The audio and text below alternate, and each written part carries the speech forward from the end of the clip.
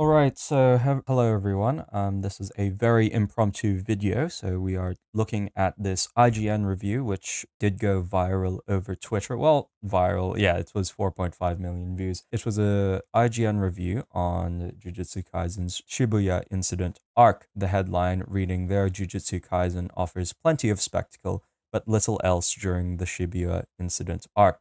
So, I haven't read through the full review. I'm sure there's some good stuff in it, but overall, he says it's okay, right? It's a 6 out of 10, and that's actually pretty similar to my anime list score, which is I also think it's a 6 out of 10. Now the reason why I am going to defend IGN here because I do think of all the Jujutsu Kaisen like series, so peak Jujutsu Kaisen is like Jujutsu Kaisen Zero, the prequel movie, which is I think it's peak. Then after that, it's JJK season one. No, actually, no. I think the past Gojo arc, I should say, part one of Jujutsu Kaisen season two is second place, and then it's season one, and the Shibuya arc is hot garbage. I think relative to the rest of it. So the reason why I am trusting IGN, like of course IGN's gonna have some bad takes once in a while. But as you can see in their JJK Zero review, it's 9 out of 10, amazing, which I agree with as well. And there's a few reasons for it, which is like it's not that goofy. The direction is completely different compared to season one and season two, and there's a lot more story in it. There's still good fight scenes as well, but there's also that story, and there's good pacing, and everything's meaningful in it. Once we go through the replies of this, not everyone was really supporting this IGN reviewer. So this first guy, IGN, got to be the worst review company in history. Y'all must have been watching with your eyes closed. This one here, Never Cook Again. Shibuya arc is one of the best arcs in shonen, this is a really laughable comment actually. Definitely at the top of all new gen.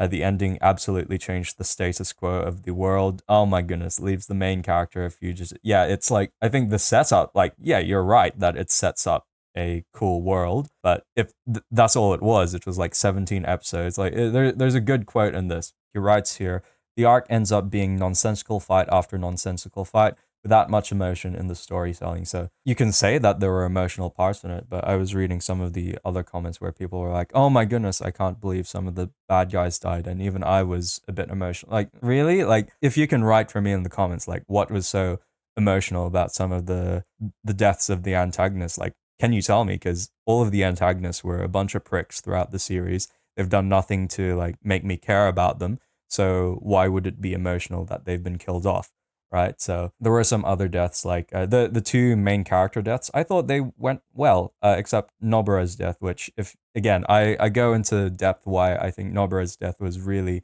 mishandled, because I think it was a good death. But she actually worked really hard during the Shibuya arc. She actually was able to fight back. There was some cool fight scenes there as well. And then she dies. And I thought it was perfect until there was another flashback, which was like, and it introduced characters I don't care about because they're not part of Yuji's story, right? They're not part of Itadori's story, right? And I don't care because like it was just introduced. Those two were just introduced in that episode, and I don't care about them, right? And then she dies, and it was a mishandling because the reason why the writer of this show really he has a problem with flashbacks, and he thinks that if I make a flashback with a very, very emotional story, that means you'll care about the. No, I don't care. It's annoying when you go back to the flashback, because what I care about is the actions that she's done in this moment. And Nobara committed a lot of actions. Anyway, this is very unscripted. My full video complaining about season two. I'll put it at the end screen. Now, the reason why I think it matters because it's an 8.88 on my anime list, which indicates like a lot of people like it, right? And I'm not hating on you if you really like it, but there's some problems with it. And if I come to like some of the not recommended reviews on it, like this one in particular by Infamous Empire, I think I agree with like most of these things here.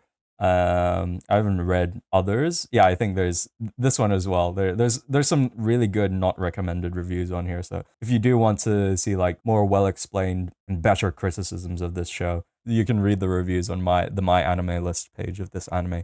But coming back to why I think it matters that we should set our expectations right on this is because 8.88, that's pretty high, and that puts it next to things like season 2 of Code Geass. Code Geass had a better story. That puts it next to Thrigatsu no Line second season, which it's not to that level. That puts it with Kono Katachi, A Silent Voice. That puts it next to Clannad After Story, and that means, according to my anime list, that means it's better than the Violet Evergarden movie, which there's way more story in the Violet Evergarden movie and way more emotional, and it actually builds up to a point in a natural way and not this convoluted system where there's a bunch of fights with characters, with side characters who I don't care about. That means it's better than Your Name, which is no way. That means it's much better than Kaguya-sama Love is War, the movie, which definitely not. That means it's better than Mob Psycho 100. Now, I haven't watched Mob Psycho, but I can guarantee to you anything to do with Mob Psycho or Attack on Titan, I'm pretty sure is way better than season 2 of Jujutsu Kaisen. That puts it better than Bocce the Rock, which is like, I'll tell you what, in the 12 episodes of Bocce the Rock, there was way more story, it was way more emotional, and I was way more invested in the characters in Bocce the Rock than I was in Jujutsu Kaisen season 2. So, and yeah, a lot of the bits of, like, there's no way it's better than Attack on Titan, right? So coming back to my point, like, I think you can make a case that it was like, if it was a 7, and that puts it with anime like, okay, no, I'll say this, because Jujutsu Kaisen 0, the movie, it's ranked 150, and it's put at 8.46, which is, that's wrong. Like, it's the movie was way better than anything season 2 came up with, and I don't think even that was like as good as